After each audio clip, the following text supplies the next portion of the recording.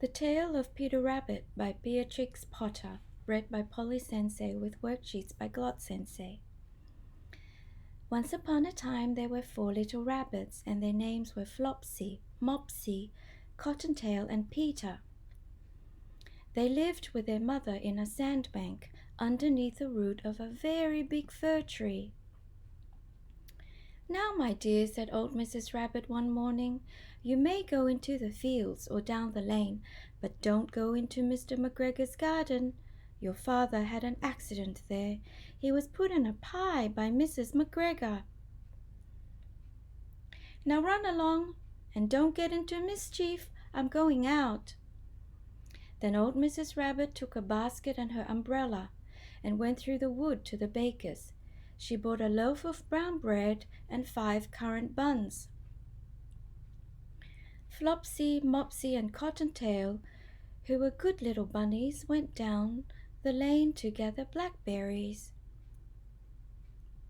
But Peter, who was very naughty, ran straight away to Mr. McGregor's garden and squeezed under the gate. First he ate some lettuces and some French beans, and then he ate some radishes. And then, feeling rather sick, he went to look for some parsley. But round the end of a cucumber frame, whom should he meet but Mr. McGregor? Mr. McGregor was on his hands and knees planting out young cabbages, but he jumped up and ran after Peter, waving a rake and calling out, "Stop, thief!" Peter was most dreadfully frightened. He rushed all over the garden, for he had forgotten the way back to the gate. He lost one of his shoes among the cabbages, and the other shoe amongst the potatoes. After losing them, he ran on 4 legs and went faster, so that I think he might have got away altogether if he had not unfortunately run into a gooseberry net and got caught by the large buttons on his jacket. It was a blue jacket with brass buttons, quite new. Peter gave himself up for lost and shed big tears.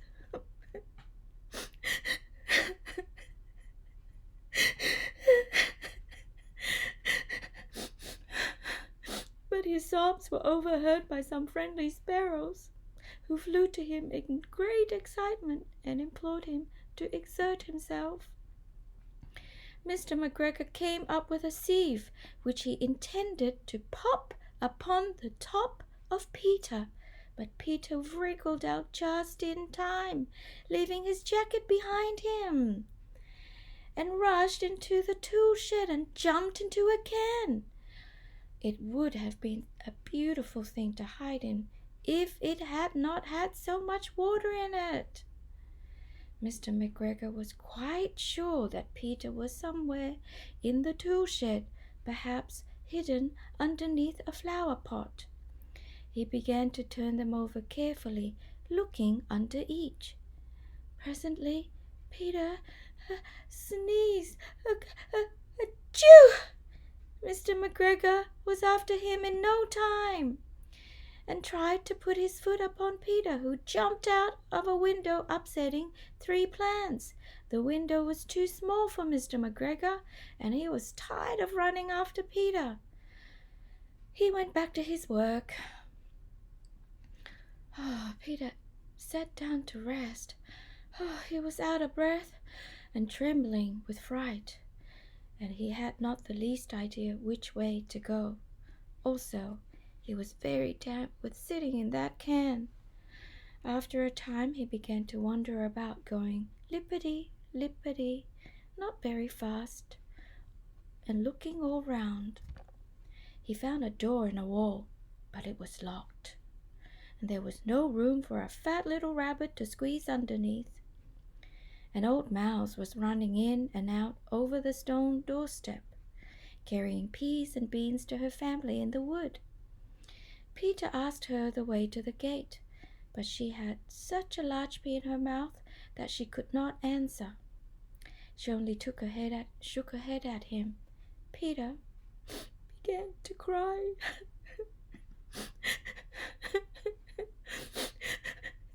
tried to find his way straight across the garden, but he became more and more puzzled. Presently he came to a pond where Mr. McGregor filled his water cans. A white cat was staring at some goldfish. She sat very, very still, but now and then the tip of her tail twitched as if it were alive. Peter thought it best to go away without speaking to her. He had heard about cats from his cousins, little Benjamin Bunny.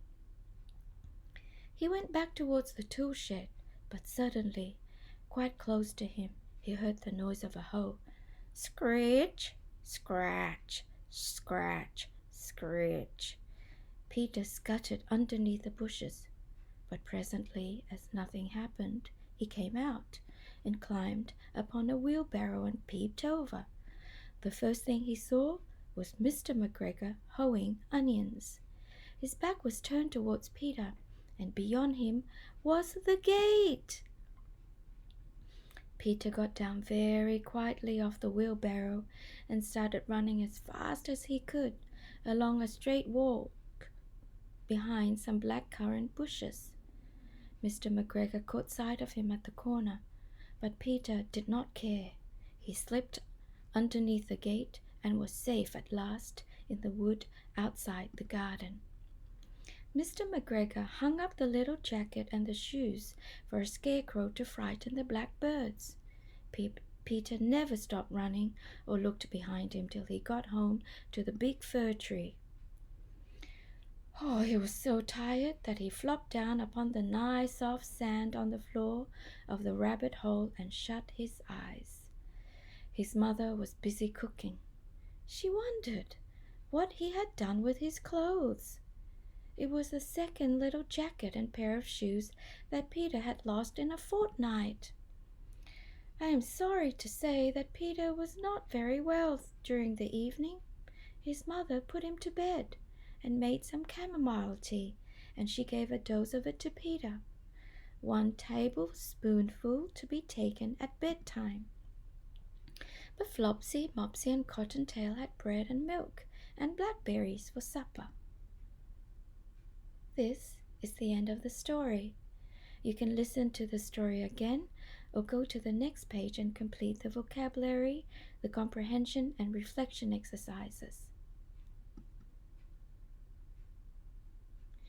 Let's check our vocabulary. Connect the following words to their correct meanings. 1. Mischief. 2. Wonder. 3. Wandered. 4. Peeped. 5. Squeeze. 6. Puzzled. 7. Twitch. 8. Wood. Let's review these expressions and their meanings. Choose the correct meaning for the following expressions. 1. Now, my dears. 2. Peter gave himself up for lost. 3. He had not the least idea. Now let's check our comprehension and our understanding of the story. Read through and answer the following questions.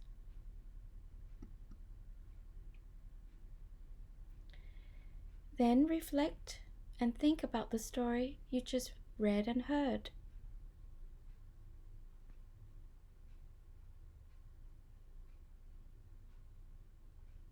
The answers to the vocabulary and comprehension exercises are on the next page, or you can go back to the beginning, listen to the book again, and check your answers.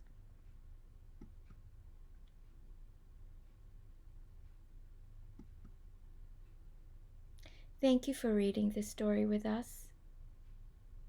If you have comments or questions, please contact us at senseipolyglot@gmail.com. We look forward to reading more books with you soon. Thank you.